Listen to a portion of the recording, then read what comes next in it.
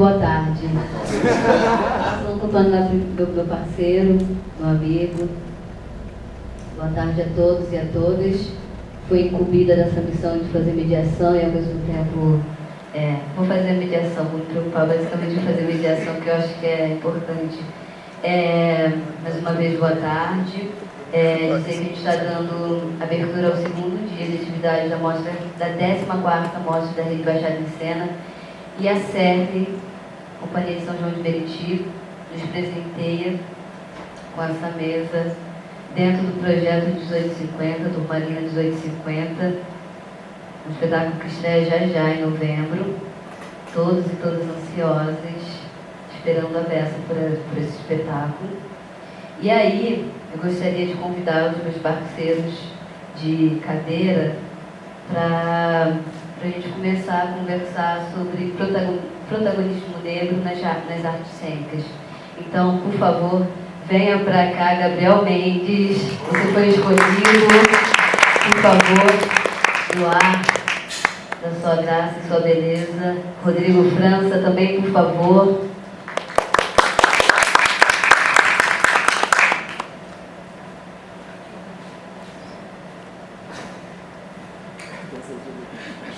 Quem fica na ponta fala primeiro, tá, Rodrigo? Só pra você saber.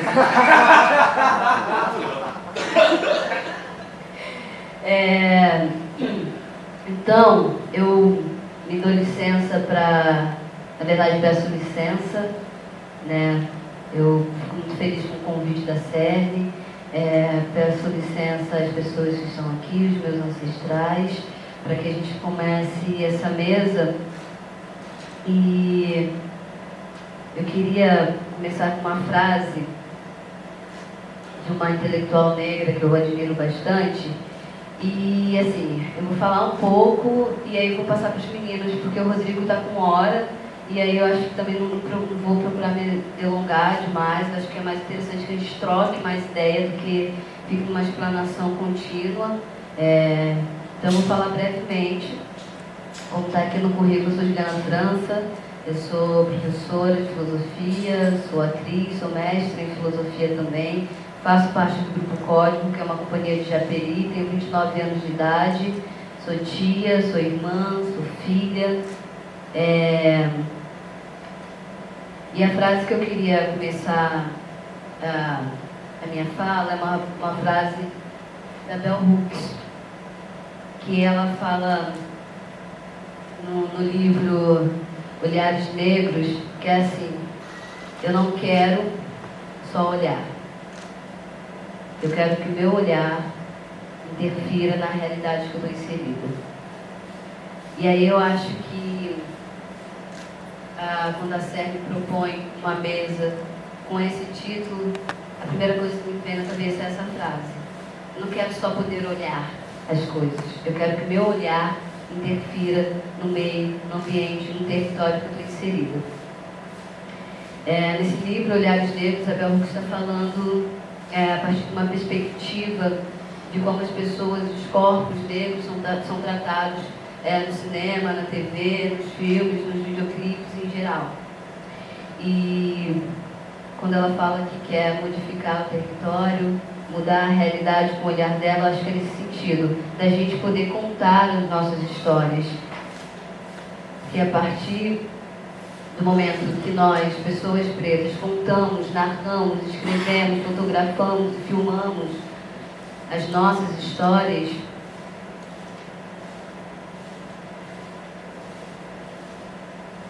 a gente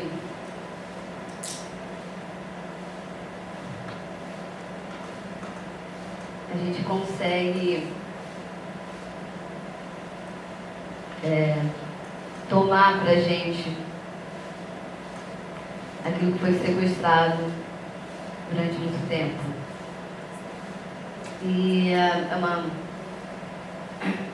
E essa luta não é... A gente não constrói sozinhos. Quem está na militância e quem acredita na arte, na cultura como forma de transformação da sociedade, entende que a gente tem que ter aliados. E hoje, e há um tempo, eu vejo a SERV como uma companhia um grupo de pessoas que são aliadas à causa e ao movimento negro. Então, queria agradecer o convite, dizer a importância que é estar aqui falando dentro do meu território, dentro dessa casa, e com essas pessoas que eu admiro muito o trabalho. Apesar de não ter um contato pessoal, sei de ver os trabalhos, de assistir os trabalhos, então admiro muito. Eu vou passar a fala para os meninos, para os homens, rapazes e criadores, para eles falarem, e eu acho que fica mais fluido se a gente for trocando, e aí eles vão se apresentar e falar um pouco da trajetória, e aí eu vou lançar algumas perguntas também, e a gente vai abrir, para a gente trocar uma ideia. Eu acho que fica mais orgânico. Rodrigo. Apresentação? Sim.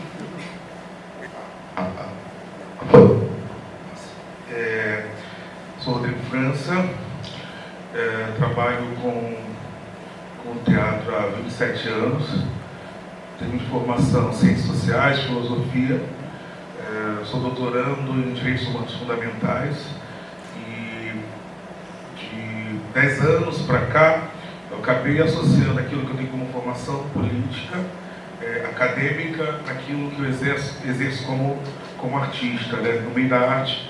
Eu escrevo, dirijo, produzo e tenho uma pesquisa muito forte sobre a questão do teatro negro, né? Ainda boa tarde, porque já falei com todo mundo, mas está filmando os tem educação. Boa tarde. Boa tarde a todos e a todas. Tem uma pesquisa muito forte sobre a relação do teatro negro, né? E só para fazer uma correlação rápida, uma explanação rápida, a gente precisa no Brasil racializar as coisas, né? Porque se a gente não racializa, a gente acaba contribuindo com o mito da democracia racial. Ao racializar as coisas, a gente consegue entender as diferenças. Então, quando a gente fala sobre teatro negro, a gente fala sobre a estrutura elaborada por Abdias Nascimento, por conta do teatro experimental do negro, sobre pesquisa, sobre linha de pesquisa, linguagem, mas ao mesmo tempo, racializando, a gente mostra as distinções relacionadas ao teatro branco. Porque a gente fala que se o outro é teatro, a gente acaba universalizando, né? Por exemplo, eu estudei na faculdade de filosofia, mas na verdade eu estudei filosofia grega, filosofia branca, se a gente tem filosofia africana, né? Então a gente começa a entender que o outro lado não pode ser o universal. E quando a gente racializa, a gente começa a entender principalmente para onde vão os grandes patrocínios e os grandes financiamentos. E esse teatro negro ainda é muito preterido. Eu estou numa condição muito privilegiada, mas eu ainda tiro do meu bolso. Estou dividindo, por exemplo, um teatro, um espaço com um grupo muito bem patrocinado, coisa de fatia de milhões de reais, onde eles colocam 30, 40 pessoas e eu não tenho esse patrocínio, mas eu estou colocando 400. Então é importante a gente racializar a arte para poder entender essas distinções. É isso. Boa tarde. Meu nome é Gabriel Mendes e eu sou de São Gonçalo. Faço parte da CEAVIDA, junto com meu querido amigo Cadu Monteiro, que está aqui. Queria agradecer muito o convite de estar aqui hoje e falar que a minha formação acadêmica é em letras, eu sou professor de língua portuguesa e o teatro estava na minha vida antes das letras e fui fazer letras por conta do teatro. De alguma maneira ali eu entendi que na palavra tinha alguma coisa que me interessava muito e foi esse caminho que eu decidi seguir. E dentro da graduação eu lembro muito nitidamente assim, um momento em que surgiu uma disciplina que não existia, só teria naquele semestre, que era uma disciplina sobre literatura africana dos países de língua portuguesa. E eu acho que ter feito essa disciplina foi um divisor de águas. Assim. Foi a partir dali que eu comecei a ter um contato com isso, que falava tanto sobre mim e eu nem sabia que existia. E eu fui entendendo que tinha um problema aí. Né? Fala sobre nós e a gente nem sabe que existe. É a mesma coisa de que a gente fala aí da filosofia branca e a gente estuda a literatura branca. Né? E aí, curiosamente, dentro dessa linha da literatura africana, ainda se estuda uma literatura branca, feita por autores brancos. Né? E daí começa uma problemática de você querer investigar o porquê disso. Em algum momento, eu juntamente com o meu grupo de teatro, a gente... Sabe esses momentos em que você para com o seu grupo e pensa, o que a gente vai fazer agora?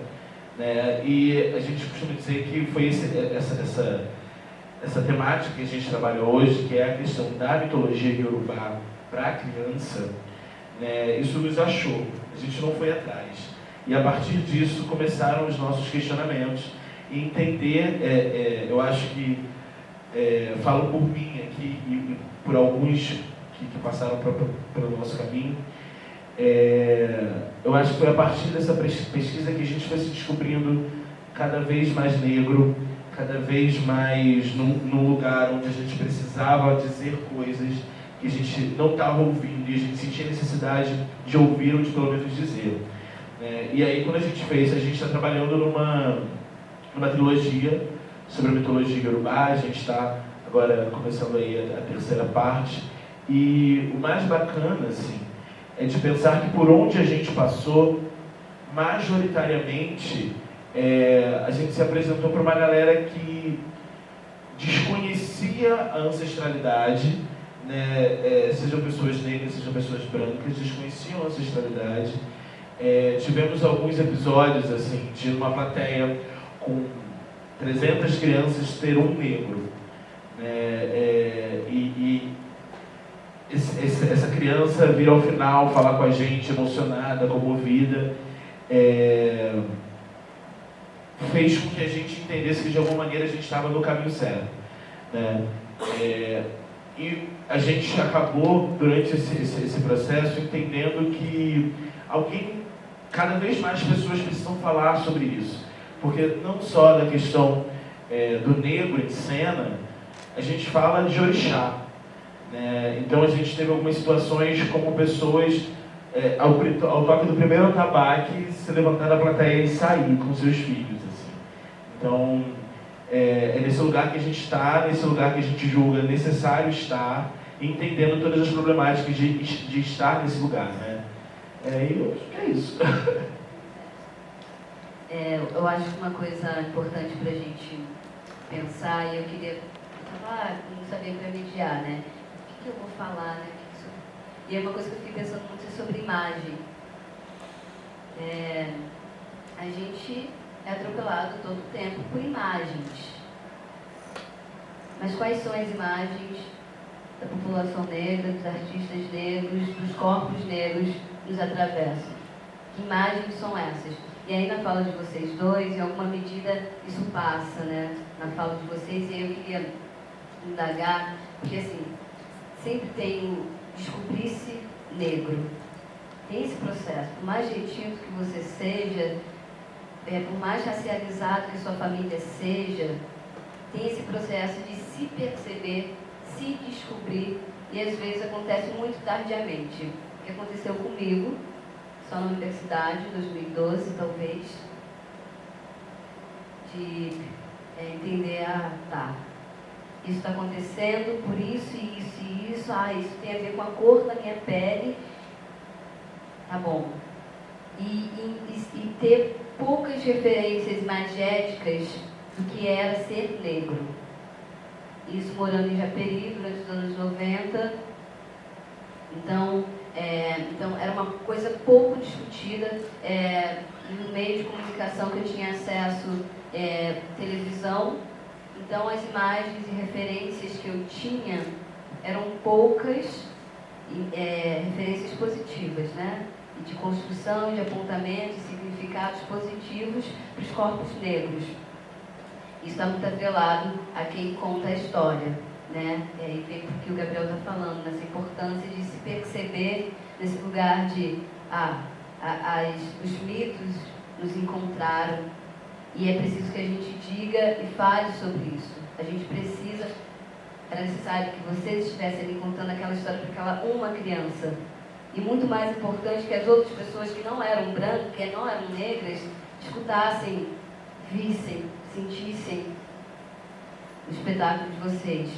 Porque é isso, se a gente não tem uma sociedade racializada, educada racialmente, a gente não consegue ter diálogo, a gente não consegue caminhar. E aí a pergunta que eu faço para vocês, no sentido dele, como é possível, se é possível, em 2019, a gente conseguir dialogar para além das nossas bolhas, para além dos nossos meios, dialogar, comunicar, se dar e estar no mundo, num estado principalmente tão sitiado que a gente se encontra. A gente está num estado sitiado, assim, mais do que nunca. Então, como que a gente consegue ultrapassar as barreiras, as fronteiras e dialogar com as pessoas? Fazer com que a menina que está lá em Itaguaí, que está em Japerico, o menino que está lá em Vargem Grande, caramba, eu acho que eu sou negro, eu acho que eu sou negra. Como que é possível? Se é possível, já que os editais e patrocínios, sua maioria, estão indo, né, ou sempre foram, para algumas mãos que a gente sabe quais são. Então, a gente, de um tempo para cá, eu venho refletindo sobre essas questões de furar a bolha, né? A gente fala muito que somos 54% da população brasileira, mas as nossas pautas, que normalmente permeiam a estrutura de classe média, não chega a 54% da população brasileira, porque não é classe média, né? Possivelmente, a gente fale só com 1% desses 54%. Né? Quem frequenta o teatro, quem está na estrutura acadêmica, quem tem rede social e utiliza para conhecimento de pesquisa e luta, né, étnica racial. Eu particularmente, falei assim, como é que eu posso furar a bolha? Né? Já tenho, não vou ser modesto, já tenho um teatro lotado. E isso me fez aceitar a maior loucura da minha vida, que era entrar num programa como aquele. Né? Quando fui convidado em dezembro, e fiquei 10 vezes, e meus companheiros de luta, de arte, falaram assim, a gente precisa de alguém lá. Tinha que ser. Esse é o pesado, né? Tem que ser alguém. E só para associar isso, eu estava em Copacabana, chegou um irmão em situação de rua e falou assim, eu sou muito seu fã e eu percebi realmente que a população em situação de rua gosta muito de mim e que arranjava alguma forma de assistir esse programa. E aí ele falou assim, Bangu te ama. Aí eu falei assim, eu gosto muito do Bangu, tenho amigos familiares agarrados lá. Aí eu fui na conta que era Bangu 1, 2, 3, 4, 5. Enquanto a minha voz chegou, através de um programa que nós, da classe média acadêmica, marginalizamos, né, a cultura de massa, enquanto a minha voz chegou, para além da minha bolha, uma comunidade carcerária onde os meus estão ali em mais de 70%. Né? Isso é uma forma de furar a bolha, mas não aconselho que todo mundo cuide dessa maneira. A gente precisa fazer esse teatro que a gente faz, mesmo que seja um teatro de resistência, da rua, da Baixada Fluminense, os slams, a gente precisa estar dentro do Degase, por exemplo. Tem coisas que eu faço e não gosto de publicitar, mas como você me fez a pergunta, a gente está no Degase, sabe? Se o Estado é genocida. Eu tenho um compromisso político de cobrar esse Estado, mas eu não posso romantizar porque ele não gosta do meu povo, ele não gosta da minha cultura, ele não gosta da minha gente. Ao mesmo tempo eu tenho que cobrá-lo, eu tenho que buscar alternativas para que minha gente não esteja morrendo mais do que está morrendo. Então, a gente precisa não ter gases, a gente precisa estar em Bangu, a gente precisa estar nas escolas públicas, porque hoje as escolas públicas do Rio de Janeiro são embranquecidas e neopentecostais. Você vai para a Baixada Fluminense, numa escola, e as pessoas, as crianças e jovens não se leem como negras. E a concentração de negritude, a concentração está nessa escola. Então, acho que a forma de furar a bolha é justamente a gente continuar na nossa bolha, porque foi onde a gente escolheu viver, escolheu trabalhar, etc. Mas entender que a nossa voz não chega para 54% e precisa chegar. Né? A gente precisa encontrar estratégia para compensar esse Estado que é puramente genocida e que é o pior, né? É cômodo não ter letramento racial nesse país. Eu falo individualmente como projeto político. Individualmente, porque se eu não tenho letramento racial, eu não tenho o que fazer. Eu não preciso pensar, eu não preciso rever o meu privilégio. Tem uma intelectual chamada Asa Nigeri, que é daqui do Rio de Janeiro, e precisa falar negra, né? Uma mulher negra, e ela fala: racismo não é problema da gente, não, é problema do branco. O branco que criou isso, ele que resolva. O nosso problema é criar rede. Nosso problema a nossa questão é viver e muitas vezes sobreviver, é encontrar estratégia para não enlouquecer, para ir para o álcool, para não ir para o manicômio, para não ir para o presídio. Então, eu estou muito mais interessado em fortalecer os meus dessa maneira. Claro, se tem uma pessoa branca que se diz aliada, vem junto para o rolê, mas eu não vou fazer isso, ó. Entendeu? Senta aí que eu vou te explicar. Tá aí, tá no Google. A gente está aqui, a gente está quase 500 anos nesse país publicando, falando, escrevendo sobre isso. Então tá aí. Mas quer chegar junto? Chega. Mas não é a minha energia. A minha energia está nessa relação de furar a bolha para que haja fortalecimento dos meus, porque são os meus que estão morrendo. Eu acho que uma forma, se possível, da gente pensar em como colocar a nossa voz em outros lugares é talvez pensar no teatro que a gente está pensando, pensar no teatro que a gente está fazendo, né? Porque às vezes eu acho que a gente acaba, quando está na criação de um espetáculo, na pré-produção, pensando em trabalhos que demandam de um suporte que não tem em todos os lugares. E aí, porque é muito diferente você estar em um teatro na Zona Sul do Rio de Janeiro e você ir para um teatro em Bangu, em lugares que não tem teatro. E aí, aquele lugar que não tem um aparelho que comporta o seu trabalho acaba não recebendo o seu trabalho por conta disso. E às vezes é lá onde não tem a estrutura que tem mais gente precisando ouvir, tem mais gente precisando pensar sobre isso. Então, assim, eu acho que quando você fala da escola, a gente passou por algumas experiências em escolas públicas e em escolas particulares. Né? E a relação da galera da escola pública, quando você fala de uma escola branca neopentecostal, é muito sério, assim, né? Porque a gente via ódio no olho da galera.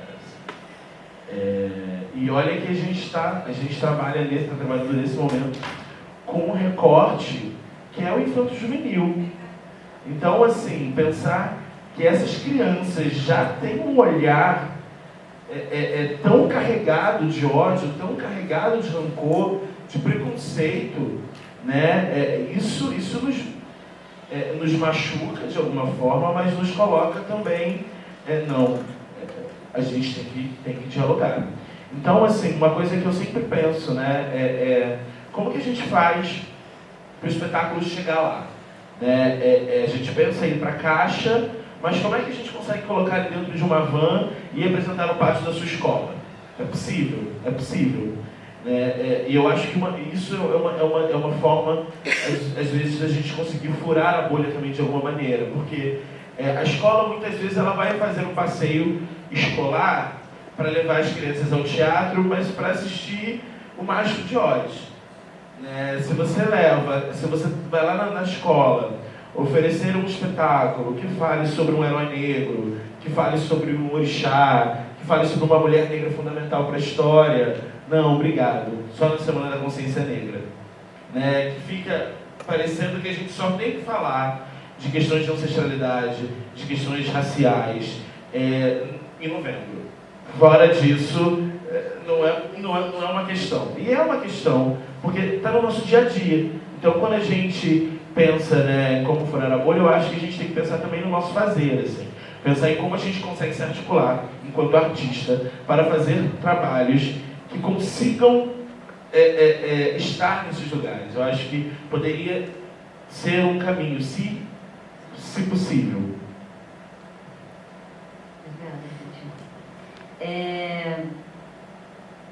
Eu lembro que uma vez em sala de aula, eu aplicando uma prova, tinha uma questão que envolvia a mitologia africana. E tinha uma aluna em específico que era evangélica, e ela deixou a questão em branco. Ela não respondeu a questão. Ela fez todas as outras questões da prova, e essa ela não fez, ela deixou em branco. Era uma questão objetiva, ela só marcar, se ela não soubesse, poderia marcar. Mas ela escolheu, e depois eu fui conversar com essa aluna, por que ela tinha feito isso. E ela falou que não a interessava saber sobre essas coisas. Isso há 2 anos. É uma aluna negra. Hoje ela coordena um grupo de jovens negros na escola que eu trabalho. Assim, então, uma coisa que eu fui conversando agora no trem com conhecido sobre como, de fato, a gente consegue estabelecer comunicação, como a gente consegue comunicar e conversar com as pessoas, porque a gente falhou.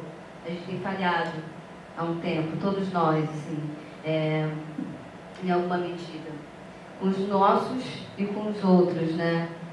Nós e os outros. Aqui nós somos nós, os outros são eles. Assim, num caráter de autoridade, já que durante muito tempo, durante 400, 500 anos, a gente foi colocado como outro. Construíram uma imagem pra gente e colocaram todos os rótulos possíveis desse outro. E no momento que a gente assume, ou vem assumindo durante um tempo, esse protagonismo, a gente tem a oportunidade e a chance de desfazer. São 400 anos de crenças fincadas na estrutura de uma sociedade que a todo instante a gente se depara com uma linguagem, com atos, com dizeres racistas. E aí, para finalizar a última rodada de perguntas para os meninos, para os homens e rapazes, e para jogar para o público, vocês acham a que pé está a nossa discussão e a nossa construção imagética enquanto organização de população negra, de movimentos negros, como a gente tem conseguido construir essa imagem, reconstruir essa imagem do negro no Brasil 2019, a partir dos nossos fazeres, a partir da nossa existência. Será que a gente tem conseguido desmistificar tudo isso que construíram durante 400, 500 anos? E pode.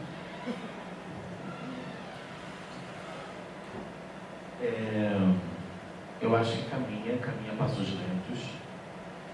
E para mim tem uma coisa que é muito fundamental, mas que a gente já falou aqui sobre isso hoje, que é a questão do se descobrir negro.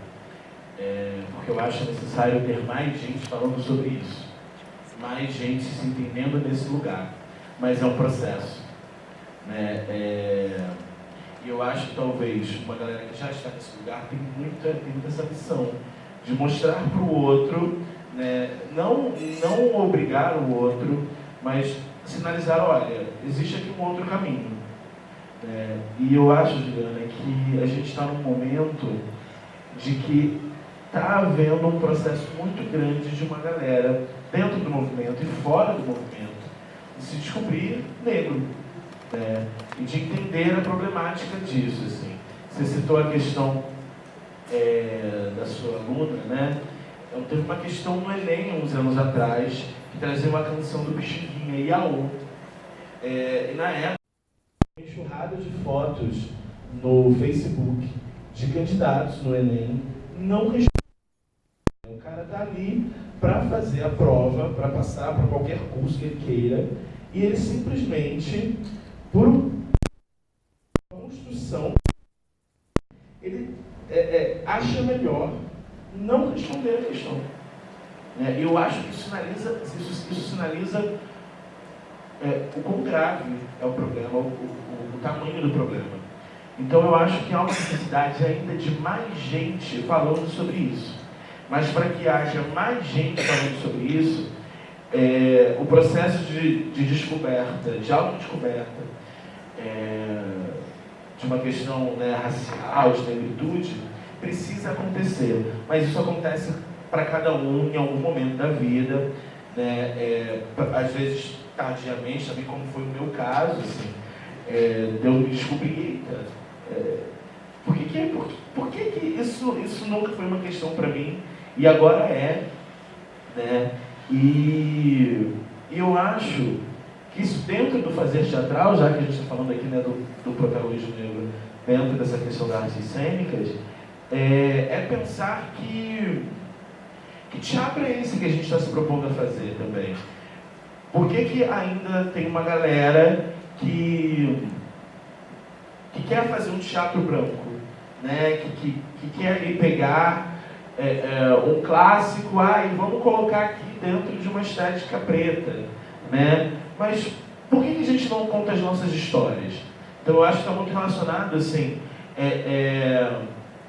sobre o que a gente está, sobre o que a gente quer falar e quem está falando sobre isso, né? Porque às vezes a gente vai ali ver um coletivo de uma galera que está no movimento, mas as escolhas, assim, são talvez não tenham um efeito tão forte como poderia escolher uma outra narrativa. Então eu acho que está muito relacionado a ter mais gente falando sobre isso e quem está falando decidir de fato falar sobre isso. Porque às vezes fica uma coisa de tipo, eu estou aqui fazendo uma referência a isso aqui. Não, eu acho que é preciso falar abertamente, eu acho que é preciso falar de verdade, né? E entender que se a gente não fizer, ninguém vai fazer. Ninguém vai fazer. Entendeu?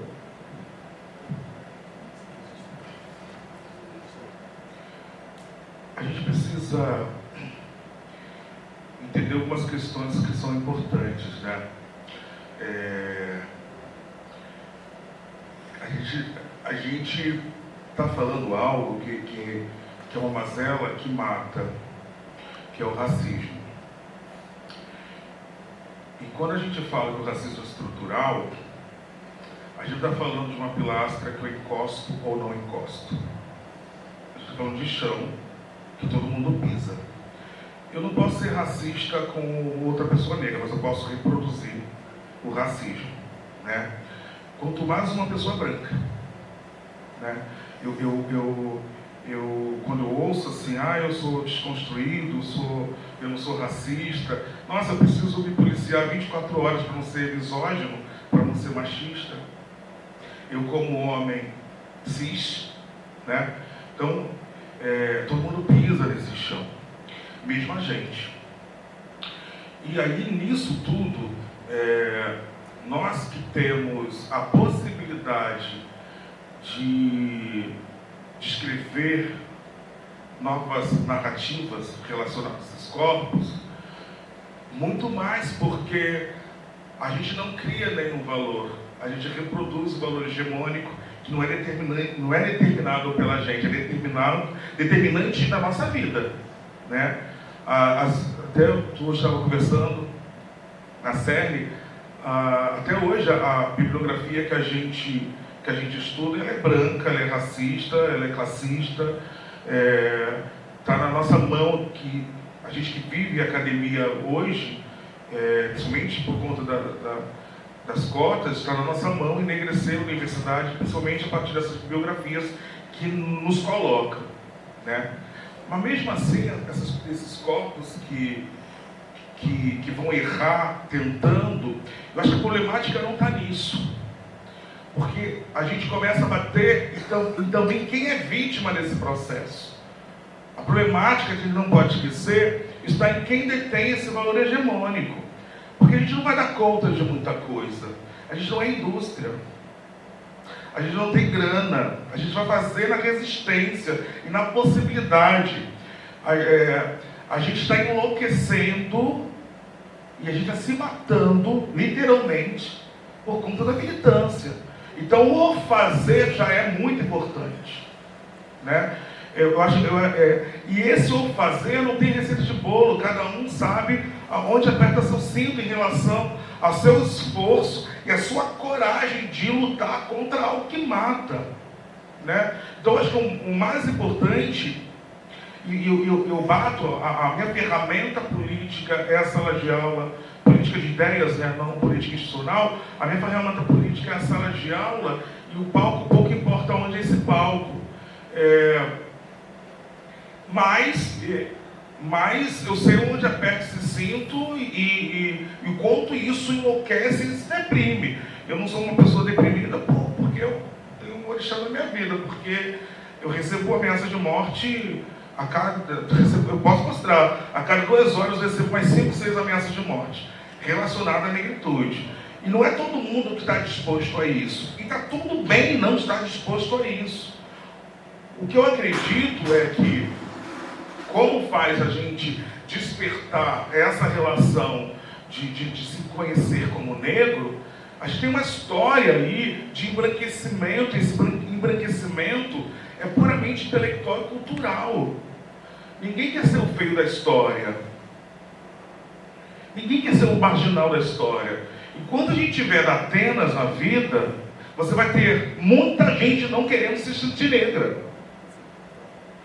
E é uma briga. A gente está falando teatro, a gente não está falando nem audiovisual, a gente está falando televisão, a gente está falando teatro. É uma briga ferrenha contra toda uma estrutura, né, televisiva, principalmente, que o nosso povo vê televisão. É uma briga ferrenha, uma estrutura que nos coloca como marginais, como feio, como incapazes. A gente sabe que os maiores intelectuais desse país passaram pela negritude, né? A gente sabe que a gente criou engenharia, a gente criou a filosofia, por mais que falem que foi a Grécia, né? É impossível. Se a filosofia é a relação do refletir sobre tempo, espaço, se nós somos os povos mais antigos, a filosofia não nasce na Grécia, é impossível. Então a gente sabe, mas nosso povo vê televisão. Então, aí eu volto nessa mesma questão. O nosso teatro, ele vai chegar na medida que a gente pode. E a gente não pode se cobrar, porque a gente não vai dar conta. Quando a gente vê que em 2019 o índice da juventude negra em relação ao suicídio dobrou, é por conta disso. É por conta de algo que se chama racismo. É por conta de uma relação que a gente acha que vai dar conta, que a gente tem gerência, a gente não vai ter gerência de nada. Recentemente, eu falo muito, 1 minuto, já termino. Recentemente a USP, isso é uma pergunta maravilhosa. A USP, a Escola de Psicanálise, ela publicou um artigo muito interessante e que fala assim, olha, para psicanalistas em relação a seus pacientes negros. Porque Freud é uma coisa né? Você vai lá no divã e fala assim, você que é culpado, você que se permitiu a isso. Não é isso? O ciclo vicioso, só entra gente amorosamente ruim na minha vida. Você é responsável porque você permite isso. Mas quando você vai ser atendido por uma psicóloga branca, ou um psicólogo branco sendo negro, você vai muitas vezes ouvir isso. Eu sofri racismo. Você não está chegando demais? Né? Não é perseguição? Né? E aí a USP fala assim, atenção psicanalistas brancos, o seu paciente negra, não tem gerência em relação a isso. Você tem que acatar e ponto. Não tem que questionar. Porque a gente, quer ver um exemplo? Vou trazer para o nosso lado. Você está pronto, arrasou no teste, audição, nem sei se existe mais isso. Arrasou no teste, audição, não sei o que e tal. E quem passou foi o cara medíocre. E você fala assim, você já sai lá arrasado. Eu não estava pronto, eu não sou capaz. Não, cara, tem algo chamado racismo. E por mais que você esteja pronto, você não faz possível que você não seja o 01. E isso na cabeça do jovem faz com que ele se mate ou deprima. A gente precisa falar nesse Brasil sobre, por exemplo, o lobby da indústria farmacêutica. Quem tomava Rivotril era a classe média branca. Hoje, o Rivotril está na base da pirâmide. Isso é muito sério. E cada vez vão utilizar o racismo para poder vender remédio, para poder falar sobre... A gente não fala sobre a indústria bélica, para que a gente se mate, ou matem através de tiro na cabecinha. A gente precisa muito falar sobre essa relação da negritude e, infelizmente, eu gostaria de estar falando sobre comida vegana aqui, mas não posso. A gente precisa falar sobre a relação, porque isso mata, e a gente não pode culpabilizar quem faz, porque se faz do seu jeito. E a gente não é indústria, é uma estrutura imensa, por isso a gente fala de racismo estrutural. É uma estrutura imensa para poder dar conta. Como se faz, não tem receita de bolo. O mais importante que a gente faça.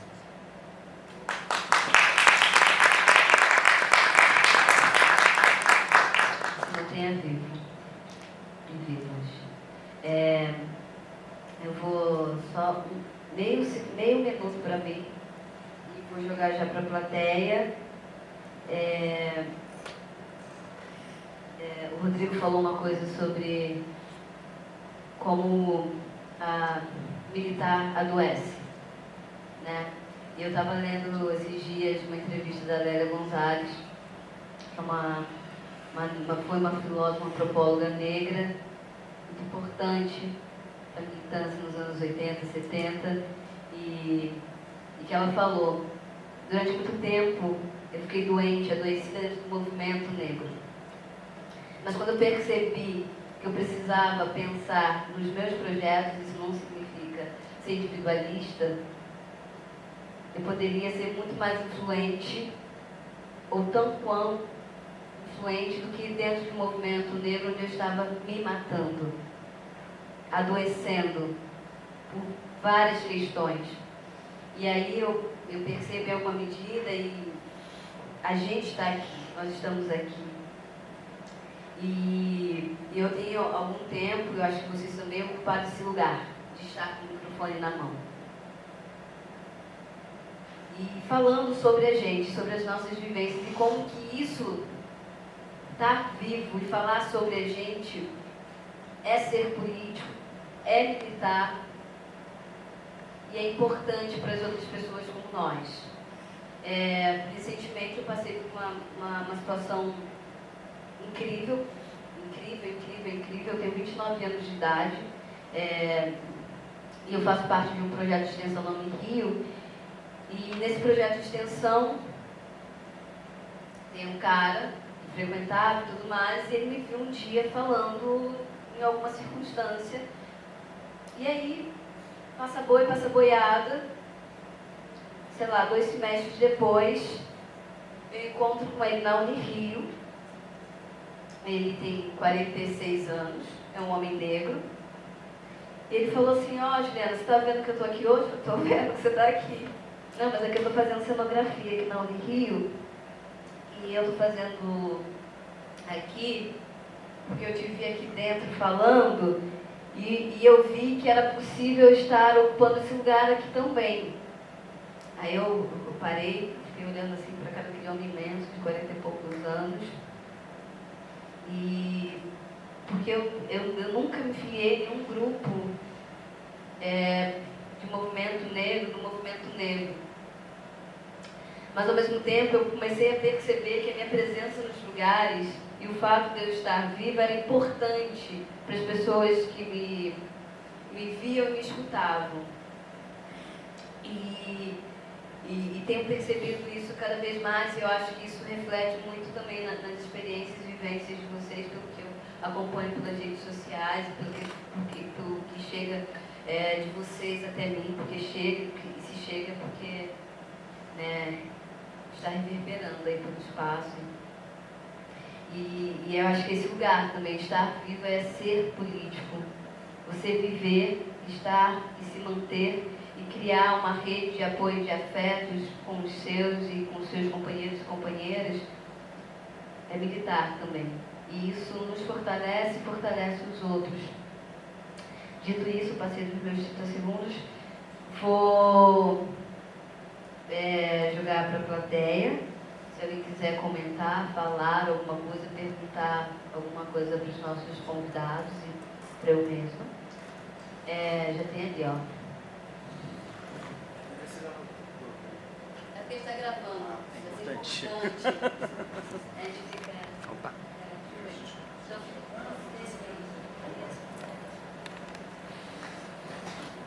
Boa tarde para todas e todos. Obrigado pela presença de vocês aqui. Queria fazer uma pergunta que talvez a fala do Rodrigo e agora da Ju vai ser contemplada de alguma forma, mas que talvez a Ju consiga responder com melhor êxito, se for o caso, porque eu não sei a realidade de vocês dois. Mas qual a importância de um artista negro da Baixada Fluminense de estar ocupando uma universidade hoje? Se tem alguma importância, qual o tamanho dessa importância? Porque vocês levantaram questões de adoecimento nesse envolvimento, a gente tem inúmeros exemplos, e às vezes rola um conflito comigo mesmo, de saber o quanto é importante eu estar indo para esse espaço. Obrigada pela sua pergunta. Eu vou falar uma coisa que está acontecendo na Unirio e está acontecendo na Rural, que é onde eu me formei. A gente está mudando o currículo dessas universidades. A gente está mudando a grade curricular dessas universidades. Eu fiz um curso de filosofia, que é majoritariamente branco, o currículo, e a sala de aula também, e o corpo docente é um corpo docente branco. Eu só estou na universidade porque eu entendo, porque eu não gosto de estar na universidade, mas eu entendo que é importante que o meu corpo esteja lá, porque é importante que eu um dia dê aula dentro de uma universidade, porque se eu quero professores negros, eu preciso também me colocar nesse lugar, eu preciso estudar, enfim. Mas eu acho que uma coisa fundamental, para além de muitas outras, é essa questão. A gente está mudando o currículo das universidades. Os alunos, as alunas da Rural, a Universidade Federal Rural do Rio de Janeiro, principalmente o curso de filosofia, está exigindo uma outra grade curricular. A gente quer estudar filósofos negras, a gente quer estudar filosofia africana e a gente está conseguindo fazer isso. Na Unirio, da mesma maneira. A gente está mudando a grade curricular. Então, se a gente está lá dentro, a gente consegue, em alguma medida, falar, exigir, para dar para alguma coisa. Fora também a gente consegue. Mas por dentro a gente consegue implodir, eu acho que de maneira eficaz. A Juliana respondeu de dentro, eu acho que é isso, né? Eu acho que você tem que pensar assim, eu quero a universidade porque é algo que é realmente muito importante para a minha vida. Eu estou falando de antes, né? Ou eu não quero a universidade porque estão determinando que é meu espaço, que não é meu espaço, que eu não devo estar lá, ou eu não quero a universidade porque eu não enxergo que o meu processo de crescimento profissional não está ali. Então, e está tudo bem, né? Não acho que...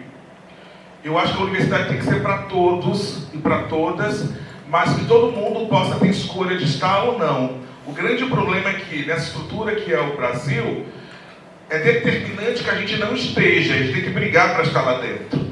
Mas existe uma reflexão, porque eu tenho amigos que são grandes profissionais e que não passaram pela universidade, e a universidade ela não fez muita diferença, está tudo bem.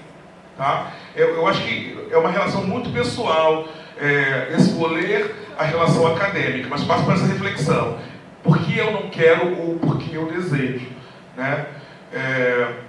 E se é algo muito importante para você, o nosso corpo é uma bandeira. Isso parece clichê, mas não é. O nosso corpo é uma bandeira. O teu corpo preto num espaço que não desejam que você esteja, ela se configurou a bandeira. Você já está modificando todo um espaço, todo um cenário, uma reflexão em relação a isso. E aí, eu particularmente, eu não consigo viver sem refletir ou provocar reflexão, né? E aí você pensa, entrei, o que eu vou fazer? Eu acho um desperdício um corpo preto, um corpo trans, um corpo feminino estar num lugar que coloca esse corpo como indesejado, não mudar de estrutura. Eu acho que a gente tem um compromisso ancestral de adentrar esse espaço e provocar mudança para que outras pessoas possam entrar como a gente.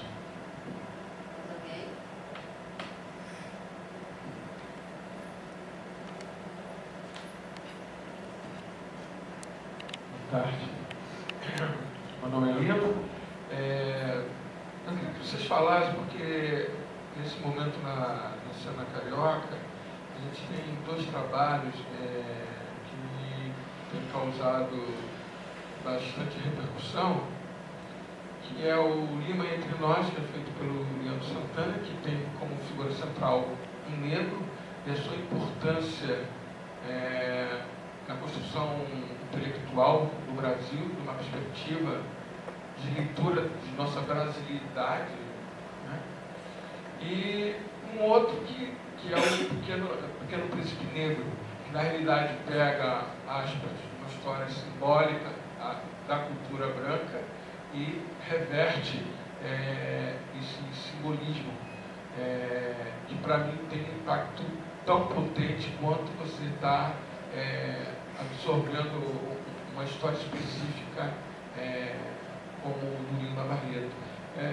Gostaria que vocês abordassem a importância de entender para o movimento no processo da criação e do campo simbólico essas conjunturas, né?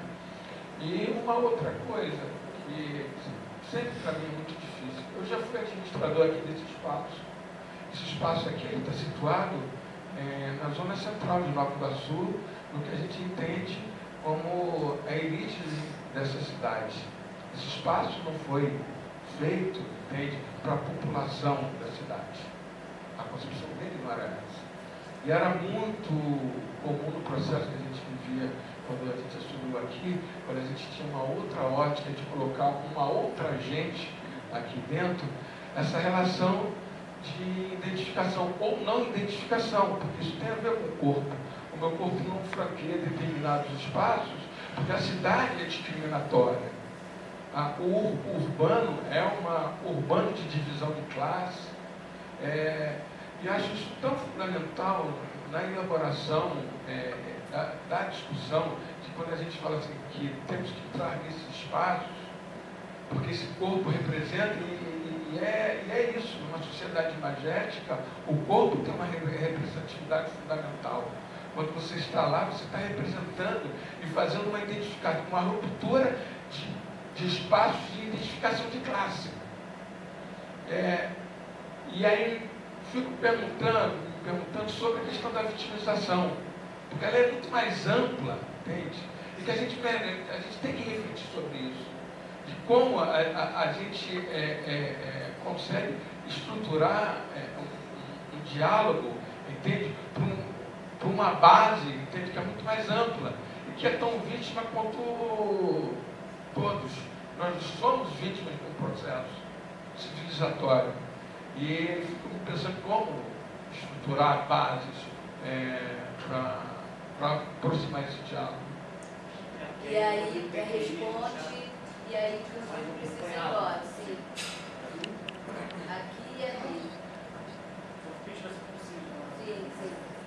Então, eu vou lá atrás na ideia do seguinte, na ideia do plano.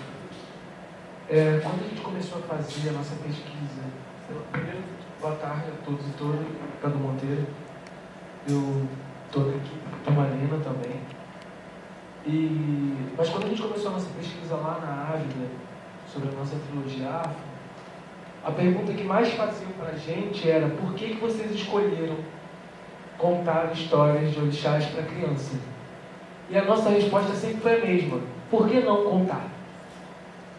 Se pode se contar todas as histórias brancas para as crianças, por que não contar a nossa história para as crianças? E eu fico me perguntando isso, assim, onde estão as nossas histórias que precisam ser contadas? Porque houve um apagamento da nossa história tão grande que até para a gente que quer contar fica difícil achar. E aí eu queria falar sobre, que vocês falassem um pouco sobre isso. Onde está a nossa história para ser contada também? Ali atrás.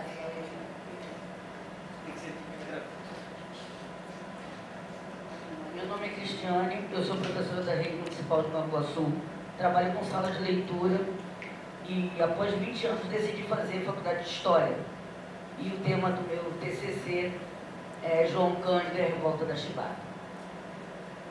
Eu acho muito importante a questão de se ver a criança, porque a criança ela não encontra na escola um espaço, uma abertura para conhecer suas próprias origens. Eu não gosto dessa palavra empoderamento, eu acho isso assim muito feio, mas eu acredito que a criança, ela crescendo sem referência, ela não pode se tornar um ser humano completo. Eu gostaria de saber quais foram as referências que vocês tiveram e o que levou vocês a furar essa bolha, né? Que eles falam tanto de furar a bolha, de furar essa bolha e falar assim, não, eu vou ocupar o espaço, eu vou falar da minha identidade, da minha cultura e eu vou expor isso, que as pessoas querendo ou não, porque o dinheiro preto, ele funciona muito bem, né? E a gente não quer só um espetáculo negro, a gente quer o negro contando a história dele e podendo cobrar, como ela falou, das universidades, que isso se torne matéria, que isso se torne estudo, porque foi um processo muito grande de invisibilização, de desconhecimento, para a gente chegar onde chegou. A questão de João Cândido, mesmo em Turmalina, a gente vê, fizeram de tudo para apagar a história de um homem que conseguiu colocar 3 navios, um poder de voo absurdo, e colocar a Marinha e o governo numa situação vergonhosa. E isso não está como deveria nos livros escolares.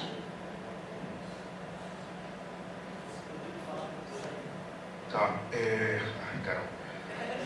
A minha referência, eu sou de uma família de pais já do movimento negro, então a nossa literatura já era enegrecida, né? Imagina, a escola tentou forçar Monteiro Lobato e virou um problema para a escola toda, não só para a minha turma, né? Então, desde pequeno a gente já tinha referências, né? Sobre o Pequeno Príncipe Preto, eu trabalho de duas formas. Ou eu produzo meus espetáculos, eu trabalho com parceria como sócio. E o Pequeno Príncipe Preto eu fui convidado. E aí eu tive um problema porque eu nunca tinha lido o Pequeno Príncipe, né? Por causa dessa relação, né? Eu nunca entendi que meus pais falavam assim, um personagem meritocrático, você não vai ler, você não vai ler. E hoje eu tive que ler e falei assim, não serve. Eu não posso assumir esse projeto. E aí eu só assumi o projeto que foi me dado uma carta preta para poder fazer o que eu quiser. E eu escuto algumas críticas relacionadas a por que montar o Pequeno Príncipe Preto e não montar a nossa história. A gente tem que aprender a ver para poder criticar, né? É um espetáculo que fala...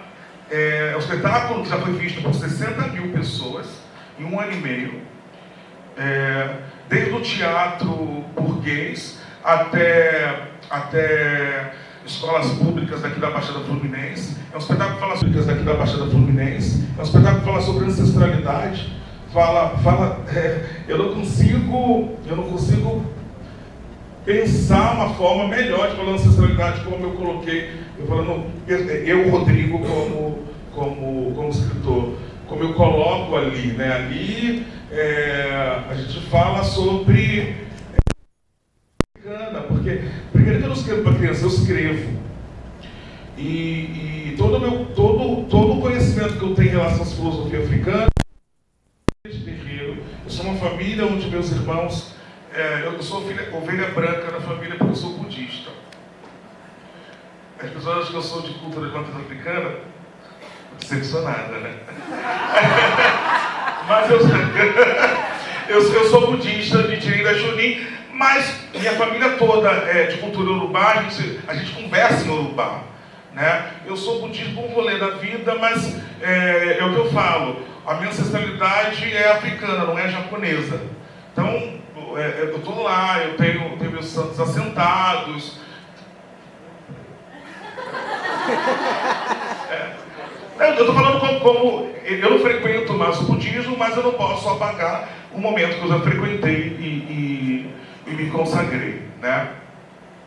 E eu queria até falar uma coisa, a gente não deve, não está nessas perguntas, como estou indo embora, a gente não deve bater nas igrejas. As igrejas, elas preenchem uma lacuna que a política institucional deixou, que as bases populares deixaram, que os partidos de esquerda deixaram, e a gente precisa aprender com as igrejas como preencher essas lacunas.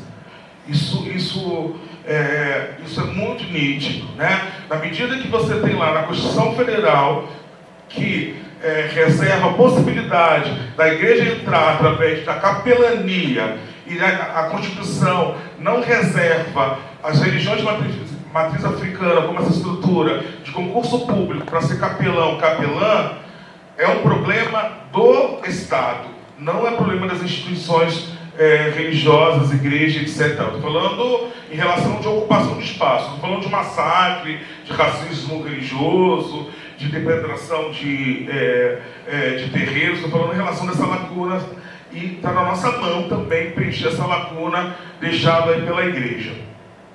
E também não acho que os terreiros de santo erraram e deixaram essa lacuna aberta, porque não dá para você ser ameaçado pela milícia, pelo tráfico e sorrir, né? Então, nunca vou culpabilizar a vítima, mas sim a estrutura do Estado.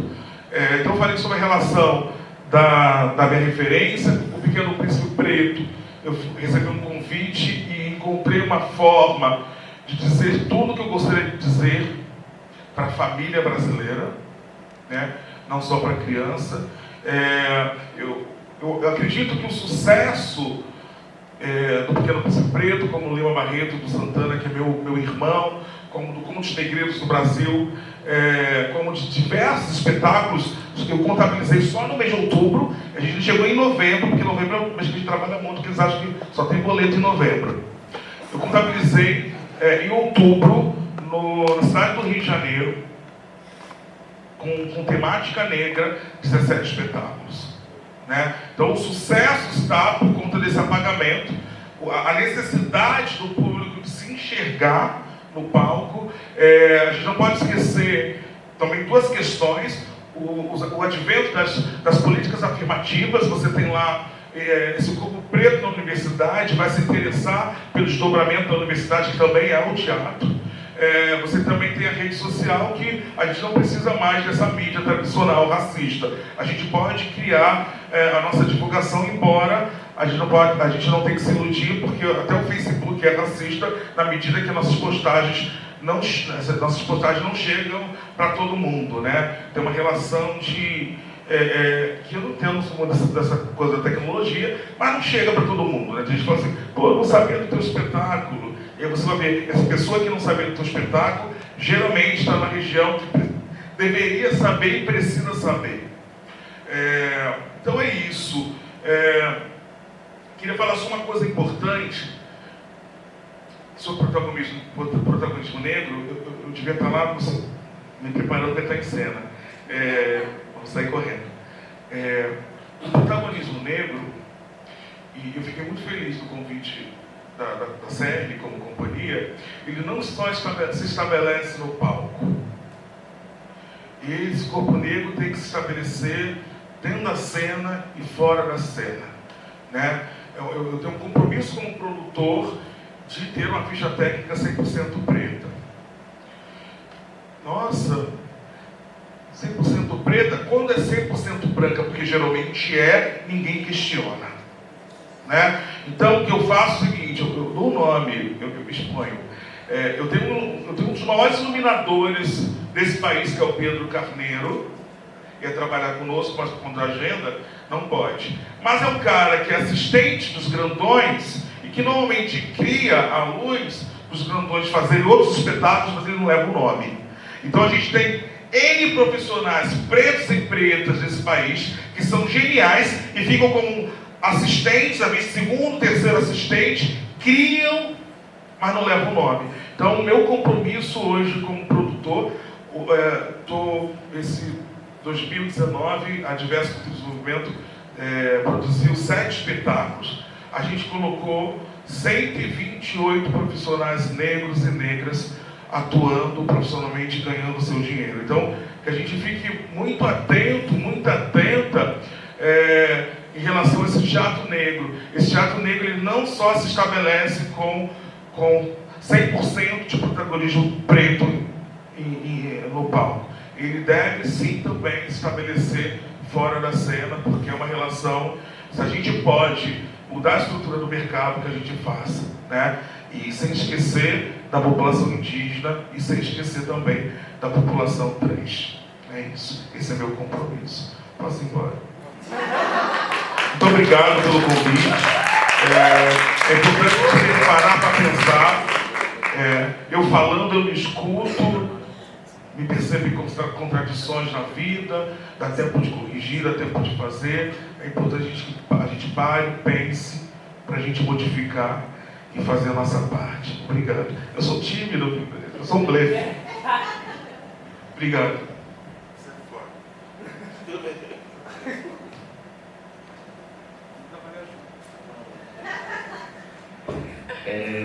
Vamos rapidamente, assim, partindo daqui da pergunta do... Quem falou de referências? Foi você? Alguém falou de referências? Então, é muito engraçado, né? Porque a minha família não é uma família de leitores, né? De gente que estudou. Os meus pais não chegaram ao ensino médio. E as minhas irmãs terminaram o ensino médio, né, e não seguiram por esse caminho. E eu acho que as minhas referências, por exemplo, estão muito relacionadas à minha família, ainda assim. Né? A minha casa foi uma casa com muita música desde sempre. Quem visita a minha casa vai ouvir música. E vai ouvir música que a minha mãe é evangélica. Né? Mas ela nem sempre foi evangélica. E que bom que ela teve algumas vivências, assim. Porque, por exemplo, né, na minha casa é uma casa que toca música que fala de orixá. Né? E a minha mãe canta. E a minha mãe se encanta. A minha mãe, quando a gente estava para estrear o Gomi, na sala da minha casa tinham atabaques, tinham várias coisas. A gente foi lá passar as músicas do espetáculo. E a minha mãe me perguntou, assim, ela virou para mim e falou: Gabriel, não tem nada com isso não. Mas olha só, você acha que isso daí criança vai gostar? Eu falei: mãe, vai assistir, aí você me diz, assim, né? E para mim, ver a minha mãe, que tem pouquíssimas, né, referências intelectuais, assim, saindo do teatro muito emocionada, com certeza a minha mãe é a pessoa que mais assistiu esse espetáculo, por exemplo. Quando a minha mãe está na plateia, eu tenho certeza que a plateia vai bater palma em todas as músicas, porque a minha mãe puxa palma para todas as músicas. Eu ouço um negócio lá, minha mãe tá ali. Né? Então, as minhas referências, elas vieram muito da música, assim. Então, acho que por isso também que a gente acabou construindo, né? E é uma referência do Cadu também. A gente acabou construindo os nossos trabalhos muito voltados por uma questão musical. Quando você fala do Lima Barreto, né, eu sou professor de língua portuguesa, de literatura, e há um problema no ensino de literatura, assim, porque essa coisa branca que existe dentro da academia, ela está dentro da sala de aula em todas as escolas. né? A gente não fala dos autores negros, a gente não fala das narrativas negras, e isso é um problema, né? Existe a lei que de alguma maneira tenta colocar isso na sala de aula, mas também há um professor que desconhece esse material, né? E aí, por desconhecer, muitas vezes o professor acaba se colocando em um lugar assim: ah, isso é novo, ah, isso aqui o governo está tentando enfiar a goela abaixo da gente, eu não vou explicar isso. Eu lembro que quando eu estava fazendo estágio na graduação, que a gente foi lá, que a gente abriu ali o currículo, a professora pediu: não, fala dessa parte aqui de literatura africana, afro-brasileira, porque eu não sei. Eu falei: demorou, vamos lá. E era um lugar, era dentro de uma comunidade lá em São Gonçalo, e as crianças entenderam logo que aquilo falava sobre elas de alguma maneira, né? Então eu acho que assim, a gente precisa rever esse currículo acadêmico que é branco, que é de uma literatura branca, inclusive de uma literatura africana branca, porque, por exemplo, quando a gente pensa aí num nome que chega em vários lugares em termos de literatura branca, a gente está falando do Mia Couto, que é um homem branco, que é um homem e que é branco, né? Tem lá, eu sou apaixonado pela literatura do Mia Couto, assim, mas ainda assim, o nome que chegou, né, até nós não é de um cara preto. Isso é uma questão, né? E eu acho que, enquanto professores em sala de aula, a gente tem muito essa missão de que, quando a gente está em sala de aula, a gente tem o dever de mostrar para os nossos alunos aquilo que não querem que eles vejam, né? Então, eu acho que a gente tem esse papel de mostrar o que não querem que a gente mostre. Porque a partir do momento que a gente apresenta, se a gente consegue transformar em um pouco menos preconceituoso, já valeu o trabalho. Então, eu acho que esse é o caminho, assim. E só em você como professor, tá? Você como professor, tá ali como referência dos alunos, já é muita coisa. Eu sou professora e, dando aula de teatro, uma menina de 4 anos chegou, foi assistir a aula e tal. Aí não era pra idade dela, porque é a partir de 6 anos. Quando chegou em casa, o pai perguntou: ei, filha, como é que foi a aula? Minha professora tem cabelo igual o meu. Você conta nos dedos, se você for ver a sua trajetória, quantos professores negros você teve. Porque como é importante você estar ali fazendo e dando aula. Por quê? Você cria referências, tipo, ela tá ali, então também posso. Agora, quando você passa a infância inteira vendo que, ou vê na televisão, você vê revista, você vê boneca, você vê brinquedo, você vê tudo só referência branca, a criança, de acordo com o desenvolvimento, vai achando que ela também não pode. Eu acho que, assim, há um problema que muitas vezes as pessoas nem percebem que há um problema, né? Eu trabalho em uma instituição privada, e esse ano entrou uma professora negra. E antes eu era o único professor. E aí, quando ela entrou, eu virei e falei assim: que legal, né? Agora tem uma outra aqui. E aí, os coordenadores se olharam assim, tipo... Eles nem tinham percebido que só havia um professor negro. Num corpo de 20, só tinha um. Né? E aí, quando eu entro em sala de aula, e eu questiono para os meus alunos... pensem quantos professores negros vocês já tiveram na vida de vocês. Né? E aí eles nem percebem que era uma questão. Até os próprios alunos não leem como negra. Uhum. Uma vez dando aula sobre questão de identidade, povo negro, povo índio, povo branco, uma criança pequena. Aí um aluno chegou e falou assim: todo negro é sujo, favelado. Isso, claro que isso é ouvido de coisa. Eu falei: como assim todo negro é sujo, favelado? Eu sou negra. Não, mas a senhora não é negra. Não, olha a cor da minha pele. Aí colocou a cor da pele, olhou assim e ficou tipo: não, como assim? Minha professora é negra? Um choque. É um choque. Eu já ouvi assim, sabe quando teve aquele caso do goleiro Aranha, né, chamado de macaco e tal? Eu estava na casa de uma ex-sogra e a gente estava vendo a retrospectiva de final de ano, né, passou esse episódio e ela soltou a seguinte pérola: olha, mas está muito difícil, agora a gente não pode chamar nem ninguém de macaco, porque a pessoa logo se ofende. Aí eu olhei para ela, falei: não pode. Acabou o namoro. Hã? Não, era minha sogra. Por outras questões, nós acabamos o namoro. Eu falei, não pode? Né? E aí ela falou assim, mas por quê? Eu falei assim. E aí rolou um papo de assim, mas por que você está se ofendendo? E eu respondi, porque eu sou preto. Ela, não, Gabriel, mas você é preto. Eu o quê? Eu vim aqui, pelo amor de Deus. Né? Então tem. As pessoas às vezes se chocam. Adeus. Gostaria mais uma vez de agradecer o convite da CERN. Foi um prazer estar aqui. Agradecer a presença de todos. Assim, eu acho que é muito importante espaços para diálogo, né? Que projetos como esse aconteçam mais ainda, né? E que a gente tenha, por exemplo, né? Porque é uma montagem de um espetáculo, mas pô, a gente está aqui batendo um papo numa tarde de segunda-feira de questões muito fundamentais. Assim. Eu acho que se os projetos, né, talvez abrissem o olhar, entendessem a potência e a importância de iniciativas como essa, eu acho que a gente ia transformando de pedacinho em pedacinho e ia ser muito mais bonito. Muito obrigado a todos.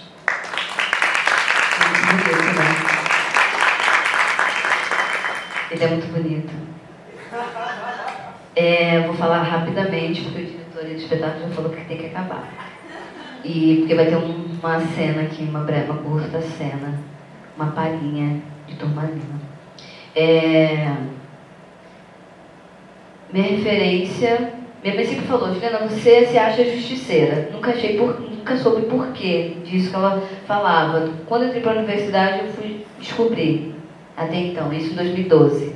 Minha referência vem, basicamente, a partir da minha entrada na universidade pública. É isso. Mas minha mãe sempre falou, você quer defender preto, você quer defender gordo, você quer defender gay, que não sei o quê. Não sabia. Eu acho que é um dom divino. Mas minhas referências teóricas e de militância vieram a partir da universidade pública. A partir da fala do Lino, entendo que tem alguns marcadores sociais fundamentais na minha existência. Eu sou uma jovem, mulher, negra e periférica. Então, o território é fundamental para a gente trazer para o território, trazer para o debate. Então, quando a gente vai intencionar algumas questões, a gente não pode deixar de falar, e eu faço questão, quem sabe, tá aqui, ó, Juliana, cria de Japeri, porque assim, né, todo mundo tá vendo que eu sou preta. Mas ninguém sabe, ou a maioria das pessoas não sabem que eu sou de Japeri. Então isso é fundamental, tensionar raça e território, classe social, fundamental dentro do meu discurso e dentro da minha estética. Então, dentro das minhas proposições estéticas e dentro da minha fala, é uma coisa que eu vou tensionar, que são território e classe social, fundamental. Quando o Leandro Lima Barreto assume o protagonista e fala, vamos montar esse projeto, e eu vi aquela peça, sei lá, umas 6 vezes, e eu penso, e que eu sou muito fã de Leandro Santana, eu penso, caramba, eu posso fazer também. Então, sei lá, quem sabe daqui a uns anos fazer um monólogo também, quem sabe, né? Pegar um projeto, botar debaixo do braço e começar a circular por aí.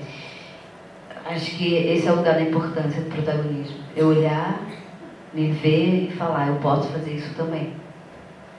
E com isso eu agradeço o convite da CERN, a cada uma de vocês que estão presentes aqui nesse momento, e encerro esse momento glorioso, maravilhoso. Muito obrigada, gente. Atores e atrizes, eles virão para a cena agora, Baião? Então vambora! Vambora, gente!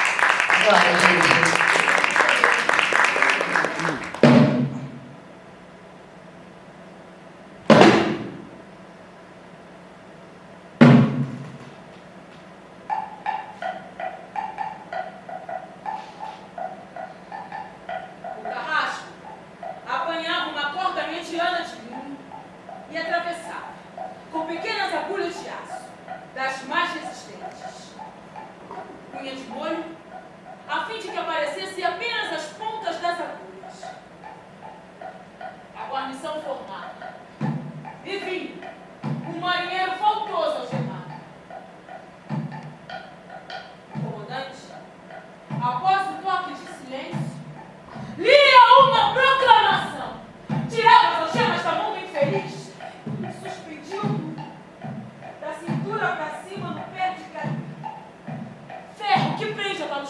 desafio. Então, ali, mestre do traje cerimonial, começava a aplicar os golpes.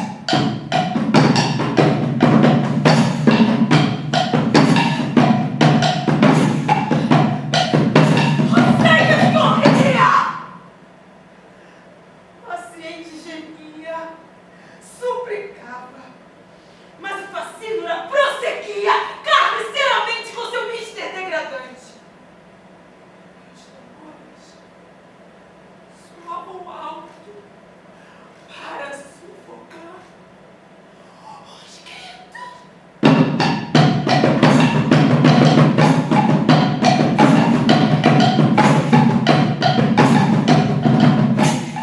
Muitos oficiais viravam o rosto pro lado. Estavam bem vestidos, munidos de luvas e espadas. A marinheirada, possuída de repulsa e profunda indignação concentrada, murmurava: isso vai acabar!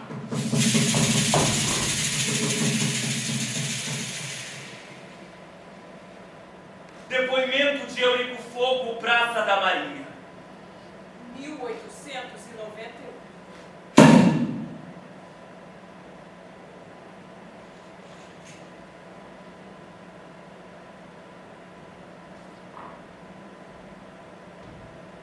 Ilustríssimo e excelentíssimo Senhor Presidente da República, nós, marinheiros, cidadãos brasileiros e republicanos, não podendo mais suportar a escravidão da Marinha Brasileira, rompemos o negro véu que cobria os olhos do até então enganado e patriótico povo.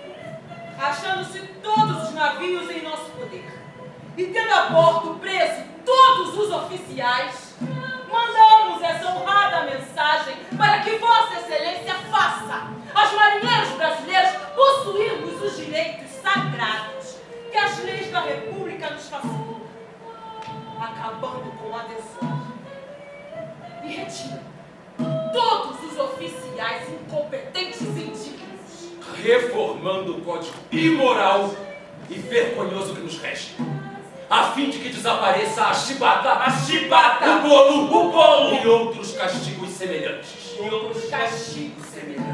Tens, Vossa Excelência, o prazo de 12 horas para dar-nos respostas satisfatórias, sob pena de ver a pátria aniquilada. Sob pena de ver a pátria aniquilada.